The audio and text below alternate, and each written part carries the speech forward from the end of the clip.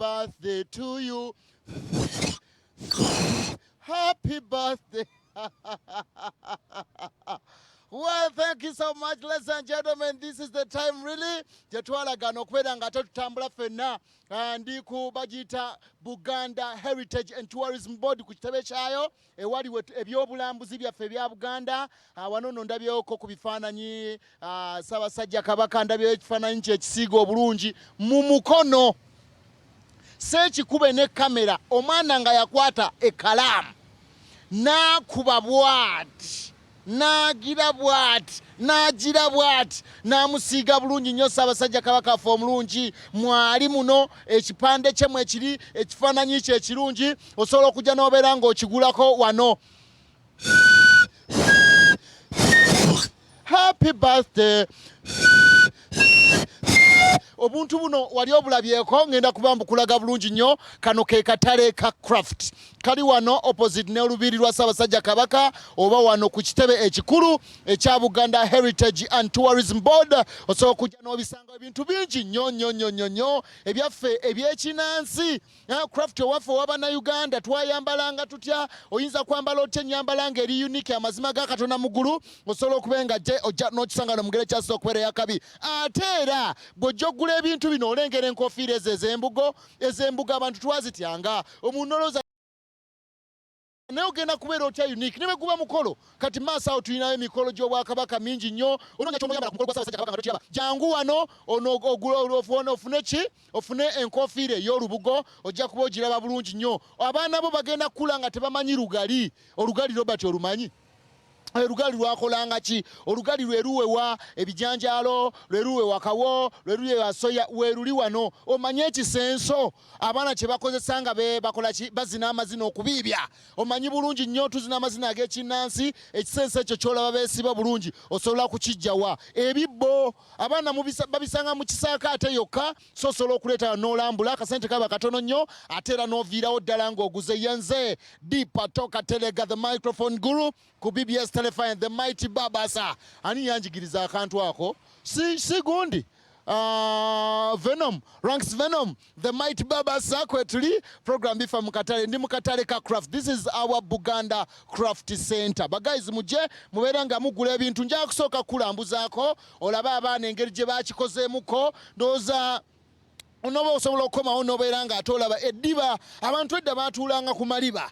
Naye kati osanga omuntu aguze omukeeka omuzungu, omwana tamanyi asoma busomi maati. Kati ate bano abasajja abazungu era batubuzaabuzizza nnyo n'akulaga nti maati n'agukuleetera nti omuzungu. Kati twabanga n'emaati ebyaffe ogw'ekinnansi, eddiba oliraba muganda wange lyante. This is a real mat. Mpozi ne maati eri ey'ensansa ojja kuba ogiraba bulungi nnyo. Craft wuuyo omwana bw'oba tofisanga budde bumutwalako bayitayo mu zoo okulaba ku njovu, asobola obbirabirako nga wano babimusiigira bulungi n'embeera gye bibeeramu eyo. Bibeera wansi wa miti, bibeera mu muddo n'obeera nga ate obiraba bulungi nnyo.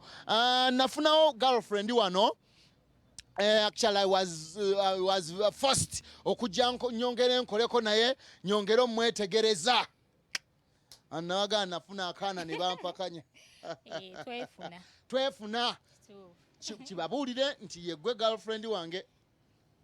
Akyogeredde. Yongera okatirize. Kubanga bakiwulira okuva mu kamwako. Bannange. Twefuna. Ndi contented ali contented. Kitegedde. So bagamba kigozi essaawa yonna bwe tuba tubayise ku mikolo twagamba gwa 10.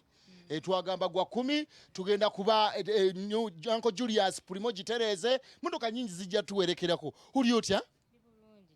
Obusaati ndaba oli mu kutetenkanyo obuzinga Uganda. Akakasolo ke bayita batya? Eno Ŋŋaali. Ate mu luzungu? Crested crane. Ye kinyonyi ky'eggwanga. Kyekyo kyennyini. Sente mmeka? 400 gyokka. Mba temuseddeemuko. Basedde. Kale nkugiramu 5. N'akuweesa tukitundu. Eyo ye ŋŋaali. Osobola okujja n'ogifuna bulungi nnyo. Abantu bakutegedde mu mannya go. Tendo. Ate ddala. Farida. Tendo Farida yeddira ki? Ngabi. Wangabi. Tanzirirako ddala neera twagenda kikolako nga tuli bwetyo. Tendo, omulimu guno gutambula gutya? ogwa craft tulaba nga gulimu nnyo bannansi bamanye ebintu bino babitegeerera ddala bakasitoma bamwe class kyesinga ogula ebintu bino abayivu ennyo abantu medium oba bawansi baani abategeera ebintu bino cause bonnyonnyola olaba nga kyabbeeyi mukko buli omu akitegeera kino ekintu kubanga bintu bya buwangwa ebisinga mbiri african owa wansi addako asembayo omunene bonna babigula kuba bamanyi omugaso gwabyo okusinga bigasa ki like we tunnyonnyolako nga wano ojja kusanga omuntu alina ennyumba ye mu katange eyo ayinza obutamanya makulu ga frame eno photo frame bateekamu bifaananyi nga wogiraba eri ku ssente nga meka $400 eno ya Uganda ko kano ka leather kagimaking okubeera expensive naye nga newuddwako mulungi tekafa n'omuzukulu akasanga nnakasatwe bonna bakasanga ne bamanya taata yagula bino ebintu abaana tebalabanga ku equator bawulira mpulire tendo yagireese kati equator ya ssente meka $400 gyokka ssebo ni kati ekyo mu nnyumba mba nkiteekamu kikole ki equator ya decoration plus oba wagendayo oba omanya equator eriwo erikayabwe equator ekola ki biki byonna thanks and God bless you. Ako kaba customer bana abantu abateeka bumoto mu mayumba. Tuula naye teweerabira kye wankola. Ako nako osobola okakolerayo omuntu. Yakakola customer. Itawa customer. Nange mujje mutwagire ono ku Buganda Craft ku Lubiri wennyini. Ku Buganda Heritage and Tourism Center. Buganda Craft Center. We baba bajja. Akujja ku ng'ina kyongambe kira sweet. Mwebale tukubira bulango mwebale tutuusa we tuli maanyi gammwe aba BBS ebifa mu katale in quotes kateke gama in quotes ate okyogere my hubby deeper MTN momo pay bagati muganda ng'osobola okubeera nga ate ojja n'ogula ebintu bino ng'okozesa enkola ya MTN momo pay tunyiga star 238 star teekako hash tunyiga MTN mbadde sikoze bingo bwatula bingo naye nga tulina akazannyo kaffe aka BBS telefina wakati nga tuweze emyaka 9 bwatula bingo akyagendera ddala mu maaso osobola okuwangula piki osobola okuwangula sente nkalu TV osobola okuwangula screen mu nnyumba yo osobola okuwangula twazise blenders n'okola juice omulungi n'otandika ne business osobola okuwangula fridge n'ebintu ebirala bingi nnyo ng'okoza enkozesa eya bwatula bingo nyiga star 238 star otekeko 10 then hash obulamu bugenda kuba bukyukira nyiga kati maaso awo abaddako bagenda kuba bakuwa sente mugere kyasiza okwerera kabi kabaka wange omulabye bwe bamusiza obulungi abaana mu kalaze ez'enjawulo omulengera bwawooma yoyo kabaka wange nyimbira kabaka wange muwenda mutebi ali eyo emengo temunenya kubimba kanvimbe kale kwete wetuli mpolampola ngabe nti ku Buganda Craft Center wenkoledde olunaku olwaleero omwana wayagala dda afaananeko bulungi mu buteeteeyi obuli unique osobola era okubisanga wano bano bagayi bayitiriza obuyiiya bungi nnyo cushions mu ntebe awaka nobeera n'ebikushoni ebitategeerekeka abaana baabano bakuleetedde cushions ezakabi ng'ate era ziriko ebintu ebiri unique Africa kano ke katale ka craft my brother osobola okubeera nga tokatambuza bulungi obutebe naye kati buno era alaka babukoledde ffe abampimuko osanga omuntu nga yeewanvuyira kano tekakuba ekigo ye mumpi muwanvu kigo omanyi Robert ayiza okubanga akugira Happy birthday. I'd like to wish a very, very happy birthday to my comrade, my buddy, the one and only Connie Oberu. How are you, my dear? How is Uncle Stephen? How are our kids? Happy birthday, Oberu Connie. Lawa bwafaanana mama, lawa mwana. Ate kakati olina akafaananyi kano wagenze n'okateekamu n'onyirira olaga Connie ate weeyagalidde mu kino ekintu otutwalako wa keke tugenda kugisalira wa so Daniel Elvis Katerega akwagaliza amazaalibwa amalungi ennyo. Muganda wange Juko Nathan Katerega, my brother, akwagaliza amazaalibwa amalungi nnyo Connie Obero auntie. Mami Stephen owewuwo naye akwagaliza amazaalibwa amalungi agamba happy birthday my dear, happy birthday my Connie Obero, happy birthday buli kimu akikwagaliza n'obwana bwo obubiri bw'olina mpozi ne koonoobozaako nabo bakwagaliza amazaalibwa amalungi. St. Charles Lwanga Lubaga Cathedral Choir nabo bakwagaliza amazaalibwa amalungi bagamba yogayoga nnyo bakwagaliza ebirungi ebyereere. Sentamu David akwagaliza Lucia Nantamu, Prosi Nachanzi n'abalala bonna Katende Mujuzi Salongo bonna bakwagaliza amazaalibwa amalungi. Happy birthday Connie, may you blow more candles and you live longer. Zedi Pato Katerega the microphone guru jango yogereko n'abantu muddugavu munnange naye ali omuntu abeera mukaka ne Connie nno muddugavu. How are you? I'm good. You good? Yeah. I'm also good. Gwe boss oli kadei?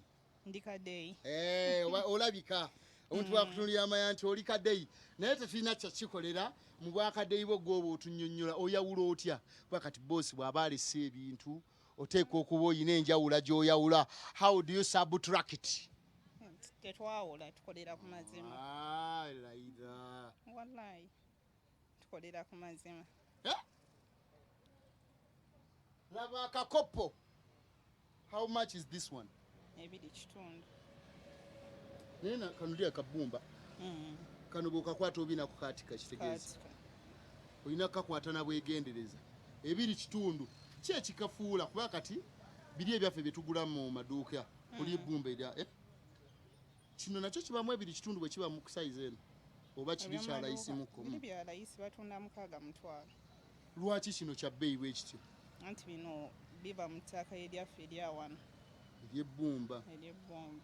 Ate ne mukifumba bufumbi. Mubifumbirawa? Wano wennyini ewaffe. Wano mu Uganda mweri bayitayo batya mu nvujjo. Bagenda mu nvujjo. Yita abantu bagiba bawagire. Bakasitoma bonna tubayita mujje wano ku Buganda Craft Center. Mutuwagire. Nga bulijjo. Kimala ekyo. Okimanyi nti Katonda gwawe ennyama batalina mannyo. Tosobola kuyita bantu. Kimala oli mu mativu nkuve mu maaso. Bakasitoma mwenna mbayita muje mutuwagire. Kati abantu nze ndowooza walikoze bwoti n'obagamba tulina earrings eziri unique, earring ezaffe nga yakati tezitowera kutuukwo era abantu n'otunda ne bamanya ebintu by'oyina. Se bwe ndowooza tulinawo earrings embajje mu muti ogwaffe nga tezitowa kutu nga nnungi nnyo omukyala yagala okubeera African eno eba ekkolera. Netubaawo ne zino zikolebwa mu meto bagiyita brass tefeedinga ate tezitowa. Kati olabye tubaawo ne buno obutiiti ne zino ezikolebwa mu bitengi. Kati olabye n'eccokolo kateekemu nti mulimu n'eccokolo munda. Mulimu n'eccokolo. Kati olabye kati njagala onzigirewo eyakati eri eriko akamuli oginyambalira abantu balabe bw'ofaanana ng'oyambadde eriko akati eyo eyakati. Tuli ku BBS Telefina proud sponsored by MTN Momo Pay bagamba batya nti osobola okujja wano muganda ye n'ogula earrings zino nga yakati nga bw'ogiraba kasaalaba ye kasazeewo okwambala n'ogifuna bulungi nnyo ng'okozesa enkola ya MTN Momo Pay n'onyiga star mu mukaga 5 star noteekako 3 then hash obulamu bwo ne bukyuka n'onyuma ng'osigadde okozesa enkola eyo eya MTN Momo Pay. Akatale ke tulimu ke ka craft onoonya ebitengi ebirungi oyagala okufuna motors ennungi. Greetings from Uganda, ebintu ebifaanakanako bwebityo ebintu ebibajje mu miti byonna osobola okubisanga no ku Buganda Craft Center. Olabye omwana Loba amaze okwambala obuninkini ku matu era nga bw'obulaba kati njagala okyukemu weemoolamuko bwakatulinga abali mu fashion. Akalabiro bati kati n'omukyusiza n'oluba olulala like that. Tumira omulenzi gwe watandika naye obulamu ne mwawukana just. Ntumira bakasitoma bange bonna. Bakasitoma mwe muli omulenzi bonna mbatumidde. Ekikopo kyaffe kino baŋŋaana okutwala ebintu by'abantu. Tuli ku BBS Salafina program ebifa mu katale nkoledde wano ku Craft Center, Buganda Craft Center okuliraana Buganda Heritage and Tourism Board, ekitebe ekikulu eky'ebyobulambuzi ekya Buganda we kituula. Osobola okujja era akatale ogenda kalabira ddala bulungi nnyo, kalabika bulungi. Craft w'amaanyi. Abakyala mwagala okukwata ensawo ze muweeka. Ensawo weeziri wano nga ziri unique. Actually you may kuteekako this kasawo notabaako walala w'okasanga, notasanga muntu mulala akambadde. Twagala okuteeka obukomo obulungi ku mutwe, ku mikono gyaffe. How are you going to be unique? Obukomo buno weebuli bulungi nnyo, osobola okubusangawo. Bataata baffe mubeereyo ng'oyagala oli mu mmwanyi, oyagala okuziyiza omusana, ng'oteekako enkoofiira bw'oti ng'ate oyongera okweyagala eziyiza bulungi nnyo omusana, naye yaffe ya mubyayi. These are banana fibers. So ebintu bino osobola okubisangako wano. Muleke kulowooza nti biva wala oba babitikka, abaana babikolera ddala wano. Wo wano nja kutwalawo kamu naye ndowooza ntwale kano akaliko omusalala Robert. Ngeri gye ndi musajja Mukatoliki ate kantwale kano kayinza okukola Robert, ntwale kaliwa? Ntwale kano oba kano akaliko Africa? Ntwale Africa? Angambe Robert ntwale bubiri. Kale tuli ku BBS Salafina program ebifa mu katale. Wali olabye ku jjiiko nga ya kiti. Wali olabye ku gundi ndowooza jjiiko era omulawo gyemirawo tugirabanga bulijjo gyo giba gya kiti. Eno jjiiko wali ogirabyeko ey'ekiti. Wali olabye ku key holder nga kanyonyi. Kano kaki buno si weetulisa ice cream. Ogenda okulya ka ice cream ng'ogenze ne jjiiko yo. Ogenda nti atondeetereyo nze ngenda kubeera nga ndira nina jjiiko yange. Kale katwogereko ne kumu ku basuubuzi abali mu bizinesi eno naye abeere nga buno obuntu nabulaba ba mu ofiisi yawe. Twagenda eyo entebe n'ensangayo buno obuntu mu ofiisi nga bulengejja. Kati kano ke bayita batya? Ako ka swinging birds. Swinging birds. Yes. Kasente meka? Aka mitwalo 3. Uba tosedde nnyo. Ekiti Ekiti ekyo kyagala okuguza mu n'emitwalo 3. Sikasedde kubanga okusinziira ate omuntu gye yakateekamu n'okalaba nawe nga kafaanana akanyonyi yateekamu obwongo bungi. Art is a science.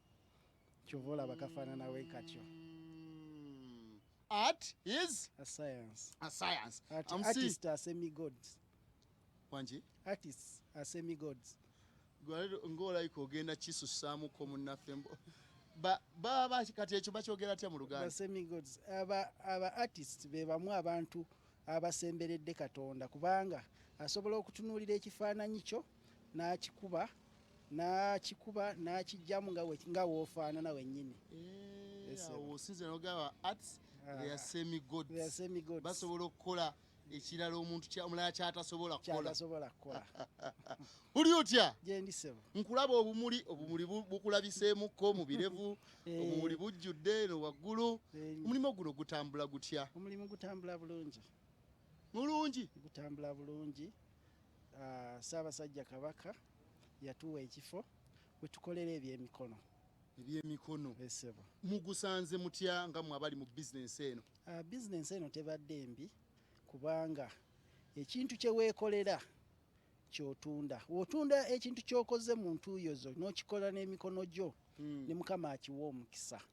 Ne Mukama akiwa omukisa. Esebo. Kati ndaba buli omwana bw'atunuzzaawo kamera waggulu awo. Esebo.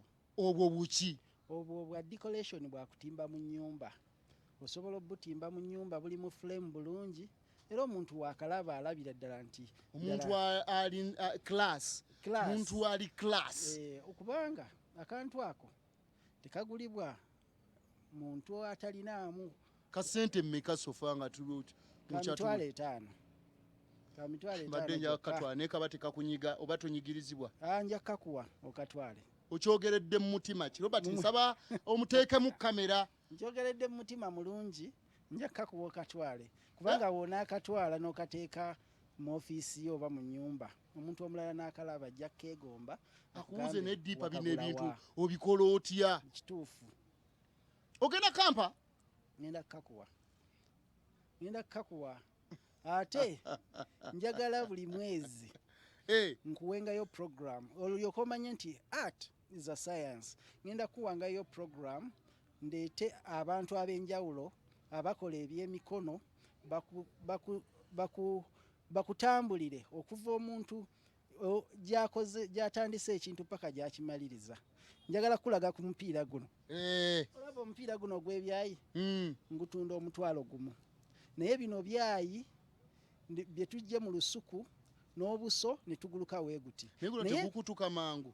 Newe guba gukutuka oba ogusambidde ebbanga kubanga gye twasambanga. Omuzungu watwala omupiira guno ye nja gumuguza $2,200 oba $2,200. Wagutwala ewaabwe alaba nga abaddugavu tuli bayiiya.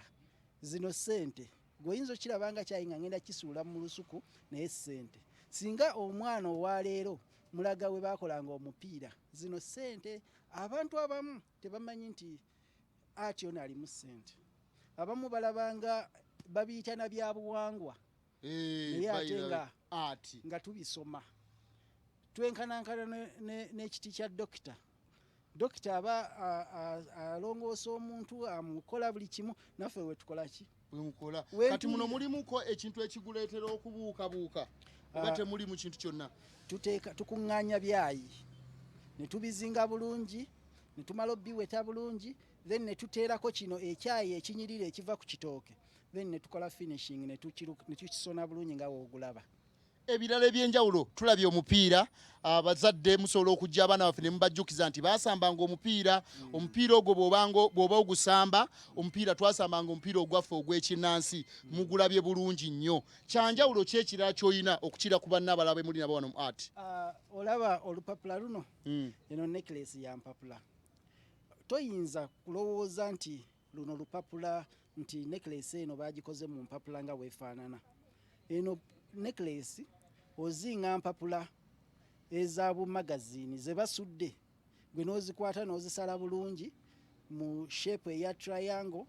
Womala okukasala bulungi n'okazinga bulungi womala okukazinga n'ogivanishinga n'oteeka ku musana ogutali gw'amaanyi nnyo ne kakala n'odesigninga weight.